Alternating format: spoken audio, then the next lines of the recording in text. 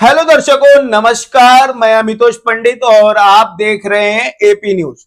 दर्शकों, अब तक हमने जो समझा है 3 चैप्टर वो बहुत ही महत्वपूर्ण थे और आज जो है इसका हम आखिरी चैप्टर जो है रिकॉर्ड करने जा रहे हैं, चैप्टर नंबर 4। अगर आपने पहले के 3 चैप्टर नहीं देखे हैं तो आप हमारे चैनल के प्लेलिस्ट में जाइए और वहां से चैप्टर 1, चैप्टर 2 और चैप्टर 3 को चेकआउट कर लीजिए।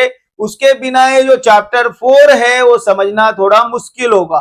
और यह वीडियो जो है और ये जो चैप्टर है ये 2 मुद्दा पे आधारित है। एक तो खालिद गुड्डू के राजनीति में वापसी, दूसरा दर्दनाक हादसा भंडारी कंपाउंड के गंगा रामवाड़ी में 4 मंजिला इमारत गिरने से 11 लोगों की मौत हुई और उसी के ऊपर से जो ये सारे चैप्टर है ये हम रिकॉर्ड कर रहे हैं और इसमें अलग अलग तरीके से सवाल पूछ रहे हैं। तो दर्शकों, मैं आपसे अनुरोध करता हूं कि आप हमारे चैनल को सब्सक्राइब कीजिए।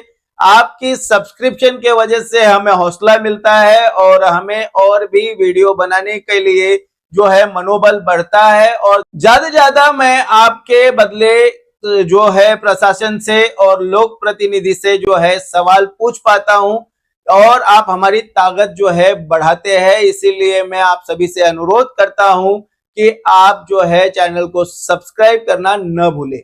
आज का जो ये चैप्टर नंबर 4 है, जो चैप्टर नंबर 4 है, क्या यह हादसा भिवंडी की राजनीति बदल देगा, इसके ऊपर है। तो आज हम समझेंगे ये चैप्टर में कि ये हादसे की वजह से भिवंडी के राजनीति में क्या बदलाव आएगा। तो फिर अब जरा इस पूरे मामले को चुनावी नजरिए से समझते हैं। भिवंडी में जल्द ही नगर पालिका चुनाव होने हैं और ऐसे समय में कोहिनूर अपार्टमेंट जैसा बड़ा हादसा होना किसी भी राजनीतिक दल के लिए एक बड़ा मुद्दा बन सकता है। एक तरफ विपक्ष कह रहा है कि यह प्रशासनिक लापरवाही का नतीजा है, तो दूसरी तरफ सरकार और नगर पालिका का कहना है कि नोटिस दिए गए थे, कार्रवाई भी की गई थी, लेकिन नियमों की अनदेखी और अवैध मरम्मत ने इस हादसे को जन्म दिया। यानी अब असली लड़ाई सिर्फ जिम्मेदारी तय करने की नहीं बल्कि नैरेटिव तय करने की भी है।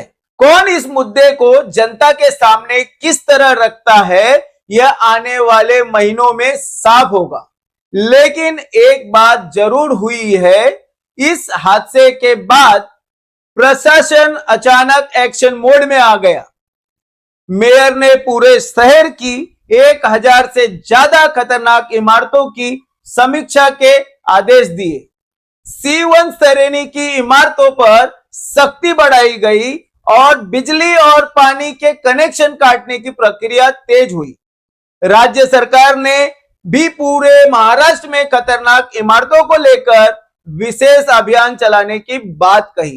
अब सवाल यह है, अगर यह सब हादसे के बाद हो सकता है तो क्या पहले नहीं हो सकता था? यही सवाल आज भिवंडी का आम नागरिक भी पूछ रहा है। अब सबसे बड़ी बात, इस पूरे मामले में 3 बातें बिल्कुल साफ दिखाई देती हैं। पहली, अगर किसी इमारत को 2020 में पहली बार खतरनाक घोषित किया गया, 2022 में फिर से नोटिस भेजा गया और 2026 में उसे C1 यानी बेहद खतरनाक घोषित कर दिया गया, तो इसका मतलब यह खतरा एक दिन में पैदा नहीं हुआ था। दूसरी, अगर कुछ लोगों ने बिना तकनीकी मंजूरी के कमजोर पिलरों की मरम्मत करवाई तो यह फैसला बेहद लापरवाही भरा था और अगर जांच में यह साबित होता है तो जिम्मेदारी तय होना भी जरूरी है। और तीसरी, सिर्फ नोटिस जारी कर देना ही प्रशासन की जिम्मेदारी पूरी नहीं कर देता। अगर लोग अब भी उसी इमारत में रह रहे थे तो यह भी देखना होगा कि आखिर सिस्टम उन्हें सुरक्षित जगह तक क्यों नहीं पहुंचा पाया। यही वजह है कि आज इस पूरे मामले में बिल्डर पर भी सवाल है, प्रशासन पर भी सवाल है और व्यवस्था पर भी सवाल है। दोस्तों, कोहिनूर अपार्टमेंट का हादसा सिर्फ एक बिल्डिंग गिरने की खबर नहीं है, यह एक चेतावनी है उन सभी शहरों के लिए जहां खतरनाक इमारतों की सूची तो बन जाती है, लेकिन उन पर समय रहते प्रभावी कार्रवाई नहीं हो पाती, जहां नोटिस जारी हो जाते हैं लेकिन लोग उसी इमारतों में रहने को मजबूर रहते हैं, और जहां हर बड़े हादसे के बाद कुछ दिनों तक राजनीति गर्म रहती है, फिर धीरे धीरे सब कुछ पहले जैसा हो जाता है। अब देखना होगा कि इस मामले की जांच आखिर किस निष्कर्ष पर पहुंचती है। क्या सिर्फ बिल्डिंग मालिक और ठेकेदार ही जिम्मेदार पाए जाते हैं, या फिर किसी प्रशासनिक लापरवाही की भी जवाबदेही तय होती है। और राजनीति की बात करें तो खालिद गुड्डू की यह प्रेस कॉन्फ्रेंस साफ संकेत देती है कि भिवंडी की राजनीति में एक नया दौर शुरू हो चुका है, लेकिन उनके लगाए गए आरोपों का सच क्या है, इसका फैसला किसी प्रेस कॉन्फ्रेंस से नहीं बल्कि सबूत, जांच और अदालत की प्रक्रिया से होगा। फिलहाल सबसे जरूरी बात यही है कि इस हादसे से सबक लिया जाए ताकि भविष्य में किसी और परिवार को ऐसी त्रासदी का सामना न करना पड़े।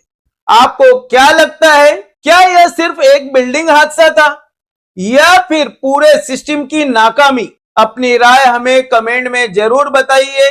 राज्य भर में C1 श्रेणी के सभी बिल्डिंग को जो है गिराया जा रहा है, डिमोलिश किया जा रहा है, उसी तरह से इस बिल्डिंग को भी पूरी तरह से डिमोलिश कर दिया गया महानगर पालिका के तरफ से। फिर मिलता हूं आपसे ऐसे ही महत्वपूर्ण वीडियो के साथ, तब तक के लिए आपसे लेता हूं अलविदा। जय हिंद, जय महाराष्ट्र।